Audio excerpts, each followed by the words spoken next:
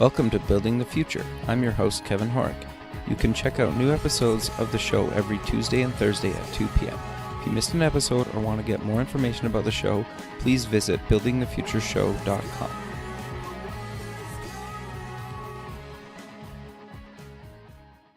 Season 1 of the TV version of Building the Future is now streaming online at buildingthefutureshow.com. Welcome back to the show. Today we have Kathy Brunner, certified career coach. Kathy, welcome to the show. Hey, Kevin, how are you? Very well. Yourself? Great, thank you. Yeah, I'm excited to have you on the show. I think what you're doing is interesting and kind of much needed in a lot of people's lives. But maybe kind of before we get into what you're doing now, let's get to know you a little bit better and cover your background, and maybe we'll start with where you grew up. Okay. Well, actually, I grew up in a little town in Pennsylvania. I guess the biggest city near that would be Pittsburgh. Okay. Yay, Penguins. So, fair enough. Big sports fan. And I, spent most of my life in Pennsylvania. About a little over 10 years ago, my husband and I relocated to Atlanta. Okay. But primarily, I still call Pennsylvania my home. Got you. So what did you kind of end up taking after high school and university? It's interesting because I actually graduated with a degree in speech pathology. Okay. And I did a lot of things with that, including I worked in the schools in Pittsburgh for a while. And then I'm kind of a person that just needs a variety to keep them interested in what they're doing. So and also because I had 2 children at that time, and I really decided I needed to create something where I could be home with the kids a little more. Got you. So I decided that I would start a private rehabilitation practice.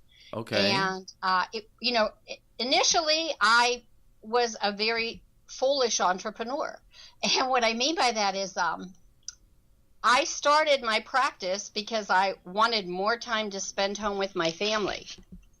Unbeknownst to me, when you're an entrepreneur, usually that time only doubles, from when you're an employee. Sure. So it was an interesting couple years, but I got the business off, the ground, and actually really then began to learn more about running a business and kept that business for, over 2 decades. I really liked doing that. But again, needing a little bit of diversity, it wasn't something that I thought I ever wanted to do forever. Got you. So, that's kind of where I started. Okay. So did you end up kind of starting, so you were in Pittsburgh. Did you start Last Brand Standing kind of in Pittsburgh, or was that once you moved to Atlanta, or kind of walk me through kind of that whole starting your own kind of business? Okay. Well, no, I had the private rehab practice in Pittsburgh, okay. And that was an entirely different name, a great business. But, I came to Atlanta, and I recognized when we got here that I wasn't going to be the kind of person that just stayed home and, was kind of a homemaker. And by that time, my kids were grown. So I started to think, well, I guess I could go back and work in speech. I really didn't have any desire at that point to start another rehab practice.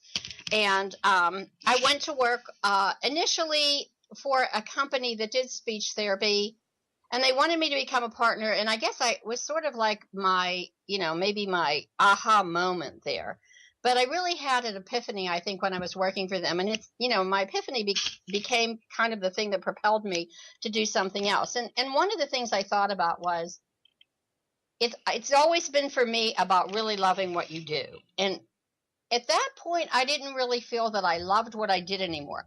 It was sort of like I went to work and I didn't mind it, and it passed the time. But by no means was it something, that I was passionate about. I guess I kind of soul searched, and one of the things I had a friend remind me of is she kept saying, well, you always wanted to write a book. You always wanted to write a book. Okay. And I began to think about what kind of book I really would want to write. And so I spent some time, I continued to work for them part-time, spent some time writing. And I think, Kevin, gradually what happened was I recognized that I missed the opportunity to provide instruction to people and, to engage with the public and engage with people. I just didn't want to do it in that speech therapy aspect anymore. Got you. And so, then I kind of thought about, well, what do you like doing? And I ended up getting certified as a career coach because I had a lot of people tell me, you've helped people get started in what they do. Why don't you actually make a business out of it? And, so again, sometimes you have your aha moment on the opposite side of where you're telling people to have theirs. So that's sort of what got me involved in doing, the career coaching and the business coaching. And from that, Last Brand Standing was born. And, truly, I have really found my passion. Sure. So, like, what does it mean to kind of be a career coach, and kind of what type of stuff do you work with people at your company, Last Brand Standing? I think when people think about career coaching, they think about you finding people what to do with whatever degree they have or whatever really interests them. Sure. And while I think that's a part of it, I look at career coaching as finding a meaningful or purposeful way to earn a living that you enjoy going to each day, and you feel like you're contributing to it, and you believe it's contributing to you. It's like a two-way street. Interesting. So, when you're saying what does a career coach really get involved in? Personally, as a career coach, what I want to hear from my clients is that they like what they do, they love what they do, they don't, it's not a job where they go to just to pay the bills. Sure. Because I hear a lot of that. And so quite a few of my clients recognize that's exactly what they're doing. They're just going to work, they're exchanging, their hours for dollars, and it's really non-meaningful. So as a career coach, I want to find something people can earn a living at, and they can really kind of feel, fulfilled going to it every day. They enjoy getting out of bed. It's not that kind of, oh my gosh, it's Monday again feeling. Sure, I got you. So how do you even start? Like if for somebody that's kind of maybe in that boat where they're maybe just kind of at a dead end job or whatever, how do you kind of start to kind of figure out what you're passionate about and creating a business around it? I know it almost sounds like, well, just think about it and, figure it out. But like, I think some people struggle with that, right? Because some people maybe don't have a passion, or they don't consider something a passion. Like, how do you kind of start with somebody? Well, I think you kind of hit the nail on the head. I think that I think there are some people that automatically know. You're right. They just kind of know, hey, I really feel passionate about doing this, or about this cause, or about, this type of work. But a lot of people don't recognize that something that they do just for enjoyment or relaxation is somewhat of a passion. Sure. Now, obviously I've said to people, well, if you enjoy playing video games and that's all you enjoy, it might be a little bit hard to find a career just playing video games. Gotcha. Although you can certainly be someone that tests some products. But, I'm looking for people who have done things like, maybe they're baking or they're cooking, and that's part of their passion. They like to do that. It distracts them. It's an unstressful kind of experience. I worked with one client who had a very stressful, high-profile corporate job, and she had been making jewelry in her basement for the better portion of about 7 years. Okay. And, when we first started to work, she said, I really don't know what I'm passionate about. And then I asked her what she did, of course. I use checklists, and I use a variety of kind of scenarios for people to determine what really motivates them, and, what are high interest areas. But for a lot of people, you are right. They don't even recognize things as a passion because they become invested in it, and they're not using it in that way. They might be using it as a release. I'm going to, remove my stress by doing this. Or for some people, it's just an alternative. As one of my clients said, well, I just write so I won't have to clean the house. But when she really Sure. looked at it, she was doing quite a bit of writing and loving it, and it was hard to tear herself away from it. So I think when you answer all those things about what do I really love to do, what would I do even if I didn't get paid for it? What would I do if I found myself in a circumstance where the environment wasn't ideal, but I could still enjoy doing what I did, then I think you can narrow down your passion to determining, well, what are you already doing that might move into that kind of, income stream for you. Sure. But then do you also kind of get the people that say, well, I don't really want to maybe turn a passion or a hobby into my career or business because then they might end up hating it? I do. I absolutely do. There are many reasons that people want to own a business or not own a business and just want to maybe, I have people who basically just come to me and say, I want to know if I needed, an extra couple $1,000s a year to go on the vacation of my dreams. Could I earn money doing this? And if that's their goal, that's fine, because that's their goal. I have no problem with that. I do have other people, of course, that say, I want to replace my current income doing something I'm more passionate about. How do I do that? So, and I really don't think, Kevin, that everybody is meant to be a business owner. In career coaching, the other thing that is important to remember is that sometimes you don't really need to own a business. You need a change of venue from where you're working. Maybe it's just you need to do what you're doing, but with a different boss. You need to do what you're doing, but in a different location, in a different kind of corporation, company, whatever. So what I want to find out when I meet people is, where do they feel they will be at their best? And for many people, it's not owning a business, because you're right. People want to keep sometimes their hobbies and their business separately. So it really depends on their evaluation of where they want to take something that really interests them.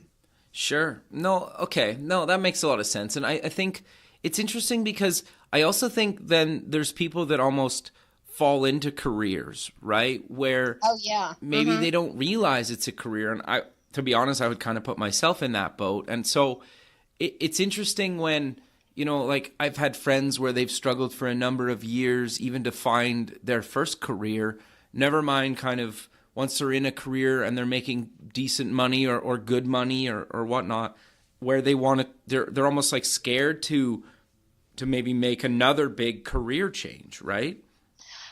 I think that's, one big factor for a lot of people in trying to determine whether or not they feel confident enough to be successful in, a career. And that's that if they're already not really in a career that matters, even if it was a career they were trained in.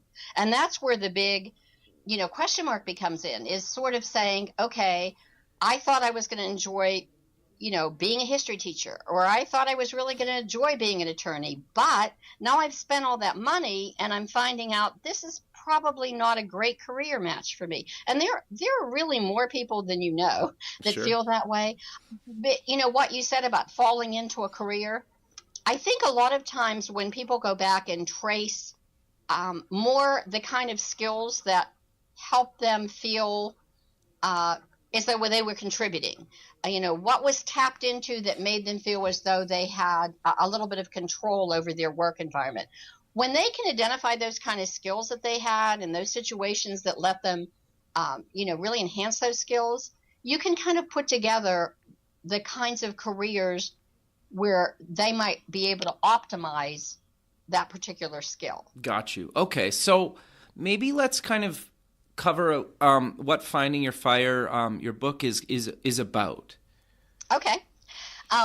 Finding Your Fire was my second book. It's very different from my first one. But the reason that I actually did write Finding Your Fire was because I was very interested, since I was changing careers. Gotcha. I was interested in finding people who had fairly successful careers, but were not necessarily all that ecstatic about continuing in those careers. Sure. And so, I set about, probably about 2 years worth of interviewing some people. And I found some extremely interesting people who gave me, I think I did the book initially as maybe a way to rationalize to myself why I wanted to be in an entirely different field. But one thing that I learned about doing the book is there are certain steps that everybody goes through. And and when you're thinking about switching a career, or you're thinking about, using a career and then moving it into a business venue, most people understand that they're going to be in one of these steps, and that's going to be the time where they recognize it's sort of, it really does sing to their heart. It really does make a difference in whether or not they're, putting in extra time or extra resources. They have a feeling that this is really where it's at. Okay. And I've had, I interviewed people that did vastly different things, vastly different things. I remember that one woman that I was talking with actually sold I think she just closed it. She had a very, very lucrative interior design business. Okay.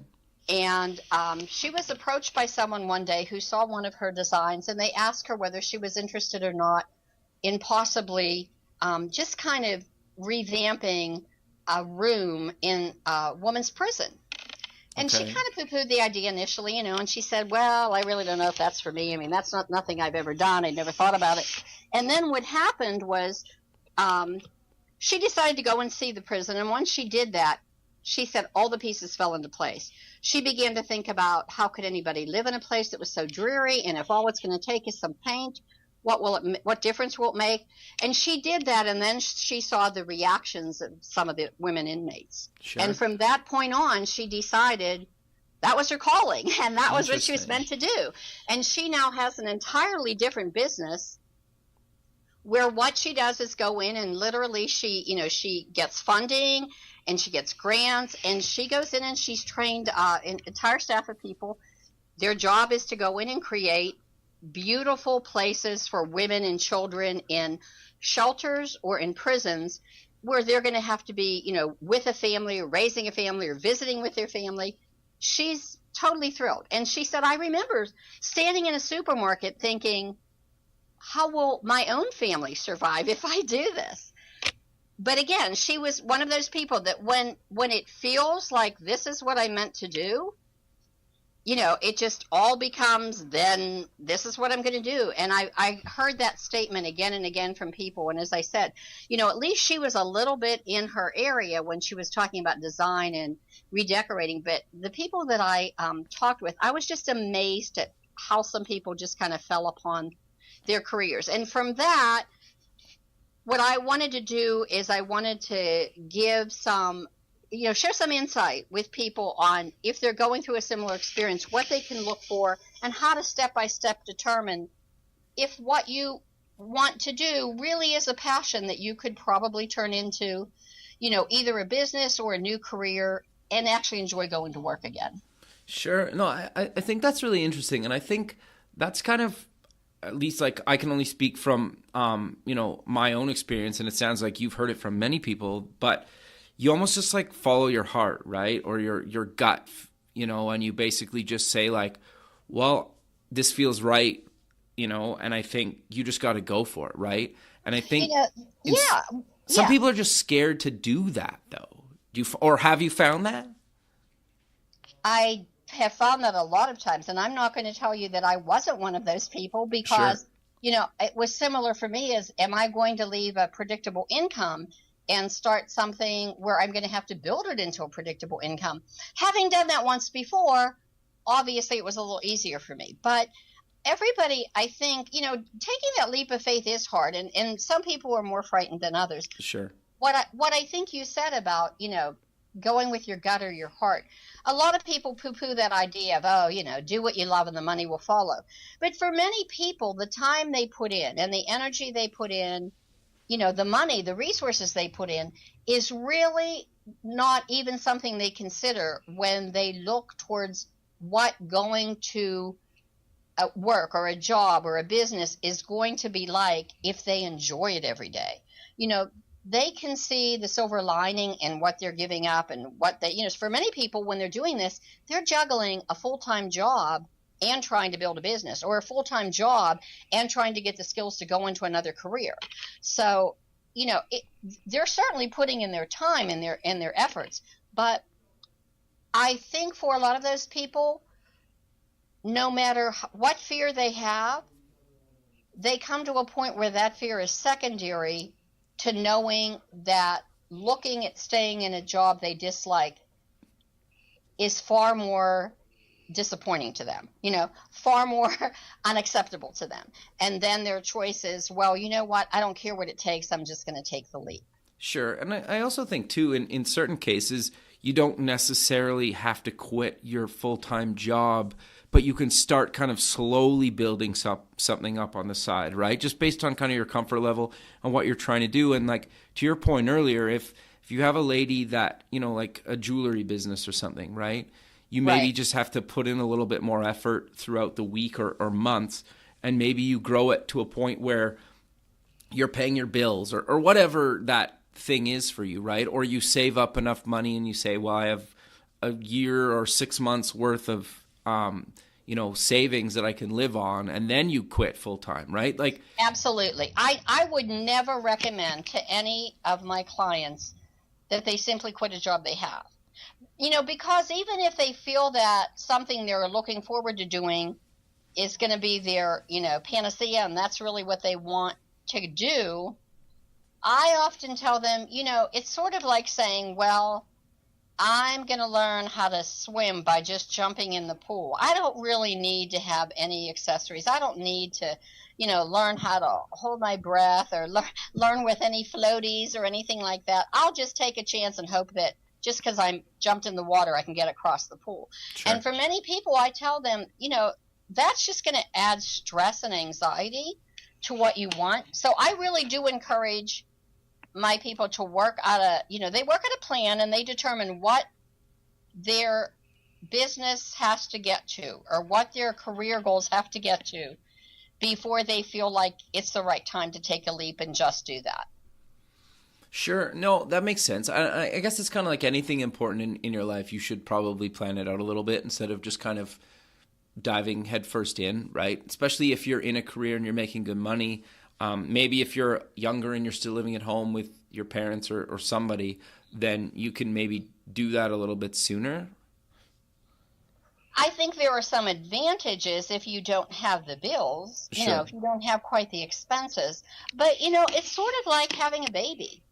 I mean, if you're going to have a baby, you have 9 months to plan, and you Mhm. know the kinds of things you have to have ready before you bring that baby home. Sure. So one of the things I want people to know when they're planning to move into a different career or into a different business is that they need those preparations in place too, so they can feel like they're going to be an adequate parent to that business. There are things you put in place so that your feelings of doing something different are, the anxious feelings, the fear feelings are much more minimized because you have had that plan and you do know what kinds of things you're going to have to be prepared to have ready. Sometimes it's financial, and you're right. You can live at home, you can save some money. Sometimes it's a big time thing. I find for a lot of my clients, they might have families. They don't want to give up going to so-and-so's recital or taking so-and-so to a sports activity. And so because of that, they're probably more likely to be in a situation where they're going to have to give up some time somewhere in order to work on something. And so, for them, we try to develop a plan that is comfortable for everybody. So nobody feels like, mom went off and doesn't come to our games anymore, or dad's doing something and now we can never go away on the weekend. So, the time frame for a lot of people is even more critical than the money. It is how do I get, because, you can always do things to get more money, but sometimes it's really tricky to do things to you only get 24 hours in a day. Everybody's got the same hours. So rearranging those hours so you can work on your career goals or work on building your business is sometimes, it takes a lot of strategy for some people. Sure. No, I think that's actually really good advice. And I think that's something that I'm kind of still struggling with a bit myself, right? Is trying to balance everything that I got going on with, like trying to be there for my wife and daughter as well, right? And so Sure. do you kind of have any tips or advice for people that are, in that place, even if they're looking to do their own kind of business or not? Because we all have kind of passion projects that I'm sure we'd like to even do that may or may not turn into a business one day. Right. For some of my people, I would say, especially for moms, moms feel very guilty if they're taking time away from their families. Okay. But I try to look at typically asking them, what does their family really enjoy doing? And for some moms, they have said, well, the kids really like it when they can play with the neighborhood's kids. So I asked them, can you find another mom in the neighborhood who might not even be building a business, but would like to have a couple hours a week where she could shop or, alone without her children, or maybe just, get her chores done. And then can you time trade? So she will take your children, while you're trying to work on your business and maybe growing your client list. And then you can, your children aren't upset about it because they're getting to play with friends. And that way, then when, it's her friend's turn, then she can take her children and, give her the opportunity to do whatever she wants to do. That's worked out really well for a couple of my clients, especially because the kids aren't seeing it as my mom's not spending time with me. They're seeing it as we get to do something different with some friends, in the neighborhood. So I look and see if they can time trade. That's really good advice. I've had some clients where I've actually asked them if they can work out an arrangement with their employer where they can either, put in maybe 4 10-hour days and have that extra day a week. For some people, there's that flexibility. For other people, there isn't. But we look at, a variety of things so that we can get them to use whatever time they are going to have in a way that they don't feel anxious about, like they're taking it away from their family. And I actually have a family that worked out a pretty good plan themselves. The father really wants to go into a new business. It is going to take him a bit of time to get some training, as well as to, kind of grow with some other people so that he can go off into his business. And he really didn't want to be spending his weekends doing that.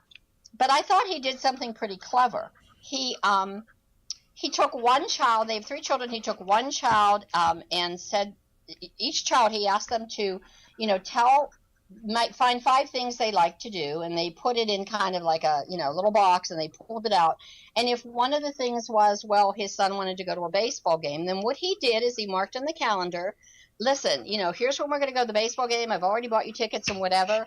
And he was able to show his children where he was going to just be with that one child. Okay. So instead of trying to find activities that he could do with everybody all the time, when some of them didn't even enjoy that, he took the time that he had and he created kind of an individual time for each child. And then that child actually felt like they were getting all of that father's attention. And he was able not to feel so badly when he was, taking a half a day on a Saturday or, Sunday afternoon and really working on his other business. And he said to me, I have a funny feeling I'm going to keep this up even when I start the business because the kids are eating it up. Sure. And he's done everything from visit butterfly gardens with his daughter, but it was strictly a one-on-one thing. And he felt that giving them that individual attention actually worked better than planning family outings together. And he did the same thing with his wife. They decided to just have kind of a time together for them, rather than always going through everything as a family. And he said, this is not working out bad, and I don't have that guilt feeling that dad's not around. So, maybe that's a way for some people. There are countless strategies, Kevin. I think you just have to find the one that feels right, for your circumstance. Sure. And it just sounds like you almost need to be creative, right? And think a little bit kind of differently about things. And like, I think it's interesting though, because I think a lot of people don't think like that. Have you found that? Well, I mean, when you're saying you have to be creative, absolutely. And I think the first thing people will say is, but I don't have the time to do it. I don't have the time to write a book. I don't have time to grow the business. And I tell them, you have the same amount of time that everybody else does. Nobody gets any more time a day than anybody else. It's what you're doing with that time. And it's easy for people to say, well, my friend only works part-time, so she has so much more time left. But I don't find that it is a thing where working is the interfering factor. I find that actually the more free time people have, the less organized they are to use it effectively. Sure. No. And so what happens, easily is that it's justified as I don't have enough time. Whereas I think truly, for a lot of people, it's not work that's keeping them from having the time. It's what they're doing with the remainder of their day that's, that needs to be reorganized. Yeah, no, that's fair. And it's funny because I was actually having a similar conversation with a friend a few weeks ago where when we were both like single and we were like, oh, we never felt like we had any time to do anything. But like, I think we do way more and accomplish way more in a day now that, we're married and have kids, and you have to basically plan everything out, right? And Yes. when you need, you almost don't like procrastinate, right? You have like a to-do list and you're like, okay, I have an hour here or 2 hours here or whatever that amount is, where you need to be productive. And like, you're almost, I find like I live and die by my calendar. Absolutely. Where before I never really cared about it, right? And I find like as my life has gotten busier, I've accomplished a lot more because I'm planning it a lot better, if that makes sense. Totally. It totally does. I mean, you're now setting priorities. Sure. You're recognizing what's a have to versus what's a maybe someday. And Sure. So, you're getting your have tos under your belt by prioritizing them. And once people can do that, they pretty quickly can eliminate the I just don't have enough time. Because I think that's just an excuse. If you really want something to change, you'll find the time. Sure. Well, and I think part of it too is like, and some people might not like this comment I'm about to make, but like, I don't play video games anymore, or I don't watch as much TV as I used to, right? It's just because that stuff's just not as important. There's a few shows that I watch on a weekly basis that, that when they're running new episodes, I try to catch up on them and I stay pretty current with that. But for most of the year, I don't watch tons of TV, right? Maybe an hour at night or something like that. But some people come home and they turn on the TV and watch it for 4, 5, 6 hours, right? Sure. And I mean, I think that again, I make my people actually diagram out what they do with their time. Really? They get a week of just kind of assessing each day. Where was I? What did I do? How long did it take me to drive to work? So how much time am I really spending on work related activities? How much time does it take me to finish chores, prepare dinner? When am I actually just in the car, just driving around? And then what I have left, what do I do with it? Sure. And it's amazing sometimes. I've had people that have said to me, wow, except for sleeping, I had 7 extra hours that day, and it didn't feel like that at all. Totally. But, again, it's a matter of prioritizing, determining what are you going to do with those 24 hours. I'm curious, just now that we're talking, it kind of got me thinking about something. Do you get a lot, people say like, well, I'm always too tired, or they're unmotivated to do that. Do you get that a lot when you're helping people? I think I get that initially from people who tell me why. I'll always ask them, why are you seeking out a career coach? Don't you think this is something you might be able to do on your own? I know that's a strange question for someone who is a coach to ask. Sure. And a lot of people will share with me, well, I've tried and I can't. And when I say, well, why do you think you can't? Well, I'm not very disciplined. Well, I had a lot on my platter and I just didn't have the time to get to it. I will get sometimes, I'm too tired. I've got 3 kids. I recently had a client that said that she's been wanting to put some of her artwork up for sale in different galleries for several years. And she said, the reason I didn't do it is because, well, we move a lot. And I said, what's a lot? And she said, well, about every 4 years we move. And just the thought that I'll have to pack that up and move it again. So really, she was anticipating, she was using her future as an excuse as to why she couldn't do something now. I get that a lot. And I tell people, if you've tried something and it's not working, it's because it didn't matter to you. And also, I think it's a self-fulfilling prophecy, and sometimes it's the only identity people know. If you've always said, I don't have time to write a book, then you don't put expectations on yourself to write a book because you've already convinced yourself you don't have time. You're a well-meaning person, you'd love to do it, but hey, you don't have time, so that's your excuse. And if that's been your excuse for years and years, that's going to stay your excuse until you're willing, to get rid of that kind of mindset that says, I don't have time. Sure. Or, I'm not smart enough, or, well, people always tell me I start things and don't finish it. So, and I have to really work on mindset a lot, because for a lot of people, they identify with those negative mindsets. They're convinced it's all those mindset reasons why they haven't been successful at switching a job or at starting a business. They're dead on convinced. And, you have to do a little bit of unconvincing, because they're going to end up right back where they are, because that's the identity they're holding on to. Sure. You brought up something that really resonates with me personally as well, is like, there's been a lot of things that I've wanted to basically start or do. And until I had somebody that I, needed to be accountable to, and in this case, it would be like somebody like yourself, or even with the radio show, just having to have a deadline of every week, having to have new shows. Like if I was just doing this as a podcast, I would probably never record another one, right? But the fact that I have a deadline to give to somebody, I make it a priority. And you brought up something that I know have firsthand experience on, where I wouldn't do things if I didn't have to be accountable to somebody. Accountability is huge. And, another thing that I think what you said is, if I didn't have a deadline, I tell people, tell me when you want to accomplish this spot. If you want to give yourself 3 years to accomplish it, you're not going to be terribly motivated to do much in the first 6 or 8 weeks we work together. Sure. So you need to tell me, how soon do you want to have another career? How soon do you want to get your business off the ground? Because, what you said about the deadline is, when people actually, I say to them, it's like when your doctor schedules surgery. You don't get very anxious about the surgery until you see it looming. So one thing that's important is to put down that date somewhere on a calendar where you commit to it, and you look at it every day, and you tell yourself, I've got 90 days to do this, or 4 or 5 months to do this.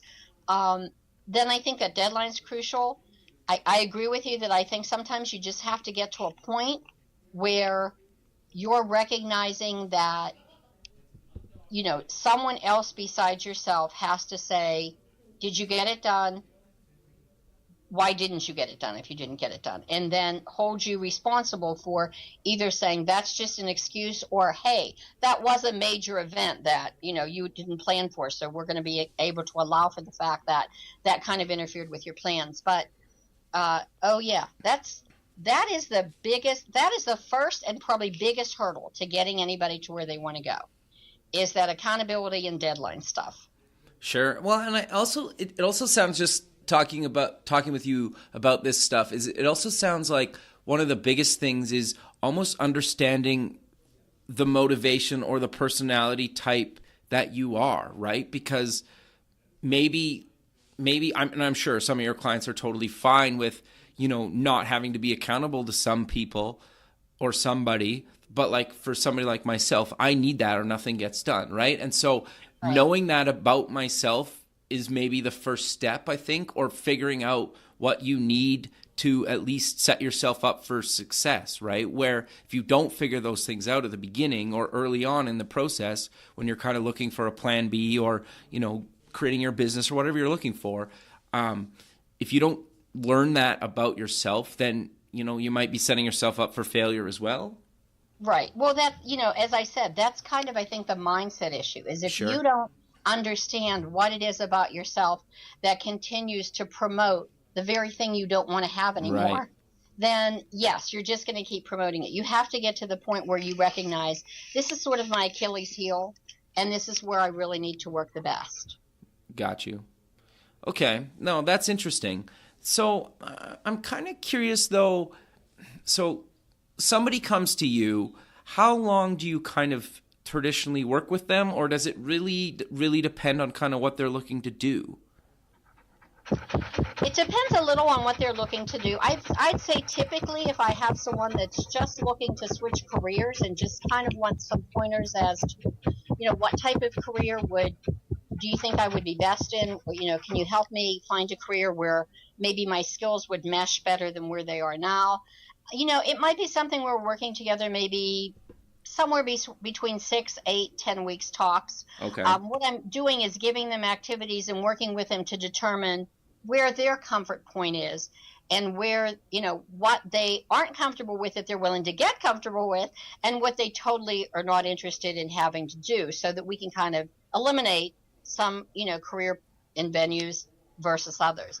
When someone's looking to build a business, that's a little longer, because most people that I see are either in the very early stages of business building. Maybe they've sold a little bit. Maybe they just have a product and they've never marketed it.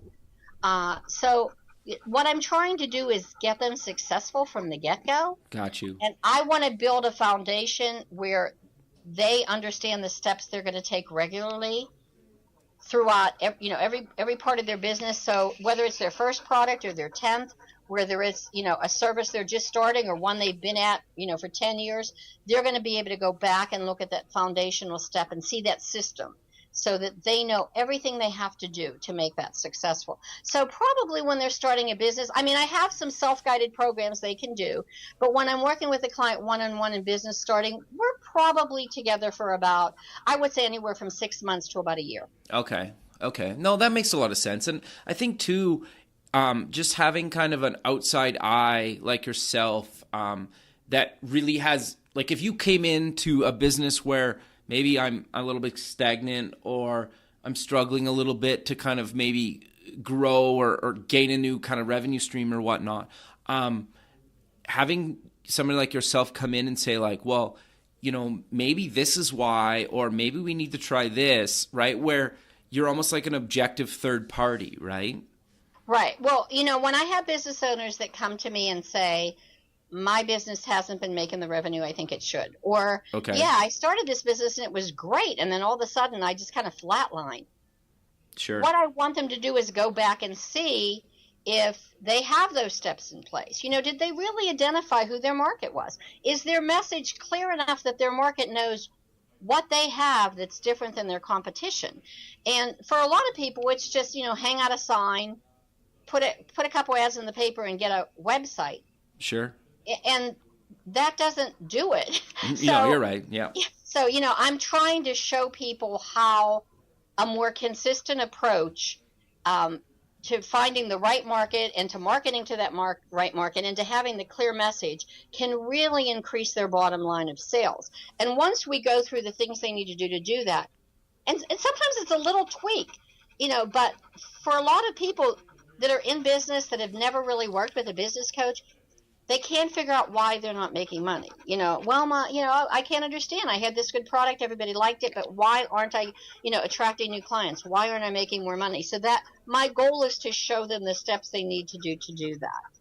Yeah. No. Okay. That makes a lot of sense. So I'm curious then, do you kind of, well, I guess it really depends on the industry you're working in, but will you pretty much take on anybody in kind of any industry? Because like the principles don't really matter what they're trying, like at the end of the day, the product or service doesn't really matter. Like what you're trying to help people with doesn't, like, well, does it affect the product or service, or is there industries you won't work in? I guess the question, there's a better way to word the question. No, it is worth, I think I can only remember a couple instances where I felt that what the person wanted to do was probably in an area that wasn't strictly a business area. And what I mean by that is I've had some people who wanted to maybe go into a sports situation where they wanted to get into professional sports. And I really wanted them to kind of seek out looking for an agent or someone who could be better at allowing them to use a talent they had in a particular venue for a while. They weren't really concerned that they wanted to build a business around it, but they wanted to get into, something that involved maybe playing a professional sport. But for other than that, I would have to say that you're right. It doesn't really matter what that type of venue is. It doesn't matter where they're coming from. They can be an attorney, they can be a janitor. Sure. They can be someone who has worked all their life in corporate America and now they don't want to have a thing to do with corporate America again. Sure. It can be a stay-at-home mom who hasn't been in her field for, 20 years. That part isn't really anything that's different. There's no exclusivity of that. I think the kinds of principles you show them are very similar regardless, because you're right. It's not so much the product or service, it's how you're going to build that product or service to make some money around it.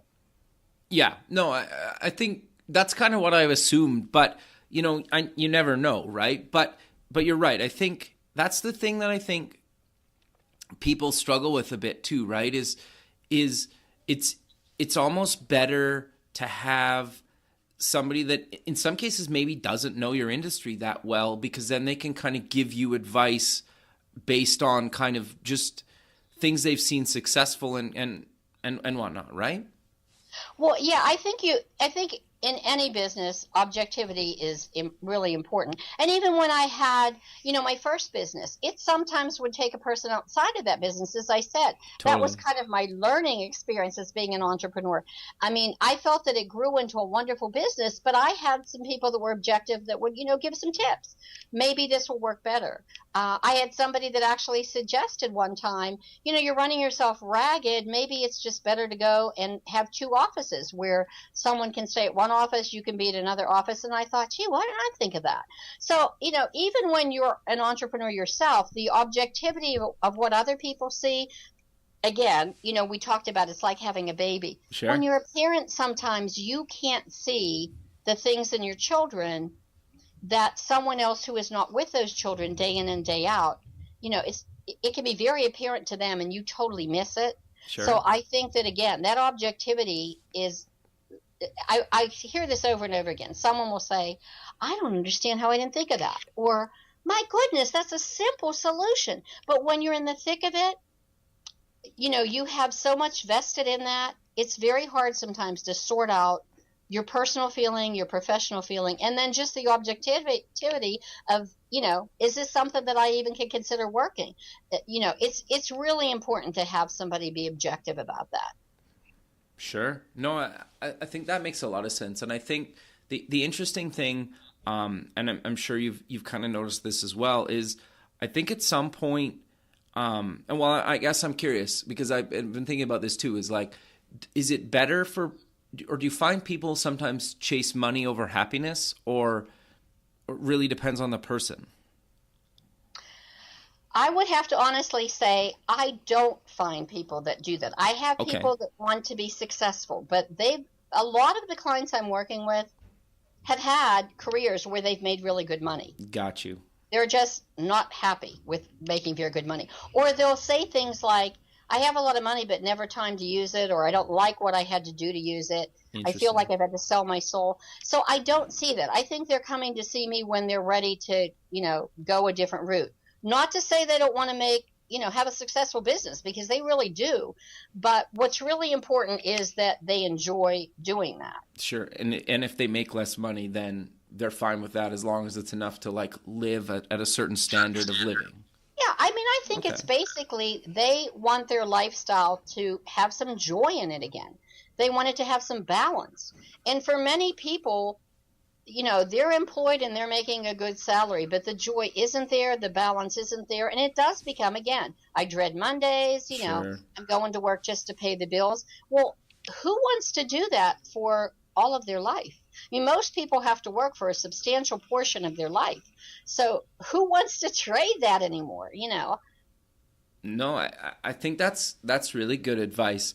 But Kathy, we're kind of coming to the end of the show. So maybe let's end the show again with maybe mentioning where people can find you online, get more information about your book and everything else you're kind of involved in. Sure. My website is kathybrunner.com. Okay. Do you want to spell that out just for people Sure. listening? And I'll post these links in the show notes as well. Okay. It's KathyBrunner. On that website, I have a lot of programs that are actually self-paced. I will have people that will have a conference and I offer a free half-hour clarity call. If they feel that I'm the right person to work with, we might get involved in doing some coaching. And I might say to them, I think you could go ahead and do a program and, coach a little bit beside it. And they're okay with just being on their own and getting some tips for starting their business that way. So I have a Be Your Own Boss program. It does teach new entrepreneurs everything they should know if they want their business to be successful, and some little insider tips from people, who are entrepreneurs that help you get off on a successful business a little quicker and kind of jumpstart, that productivity. So that's a program where people can actually do the program online and then, conference with me a couple times during that. Sure. So besides just the individual consult that people can have with me, 1 time, 3 times, however many times they need that. That's one program I offer. I have a new program called the Encorepreneur Startup Program, and that program is specifically made for people 40 and over who are either in a career and looking to start a business, or have already started a business, but it's not going so well. And because I found that generally, if you're starting a business later in life, you already have kind of a mindset and a set of expectations that are a bit different from people starting their business in their 20s. Sure. So I noticed observed that when I was working with those kind of clients, they needed a special program just for them that could help them feel more confident and get the results they wanted a little faster. I call them encorepreneurs. It's really people in their second careers. Got you. No, that's awesome. And like I said, I'll post those in the show notes, but I really appreciate you taking the time out of your day to be on the show. And, I look forward to keeping in touch with you and seeing where you kind of take this thing over the next year and beyond. Well, that would be great. I'd love to be back. I'm really grateful that you had me on the show, and encourage that your listeners. I do offer a free clarity call. They're welcome to go to my website and sign up for a free clarity call. If nothing else, just to get the peace of mind that what they're doing, is where they want to be and what they want to go to. I'm not in the business of convincing people to do something different. I want to help them launch something different, career-wise or business-wise, if that's where they want to go. I certainly don't want to convince them to go somewhere they don't want to go. So I'd love to, talk to some of your listeners, and they're welcome. There's a lot of free things on my site. They can sign up for free business forums. They can sign up for a newsletter. They can, sign up to get the blog free. So there's a lot of stuff there that hopefully is good resources for them without any cost. Perfect. Well, thanks again for doing this. We'll talk soon. Okay, that's great. Thank you, Kevin. Okay. Bye. Bye-bye.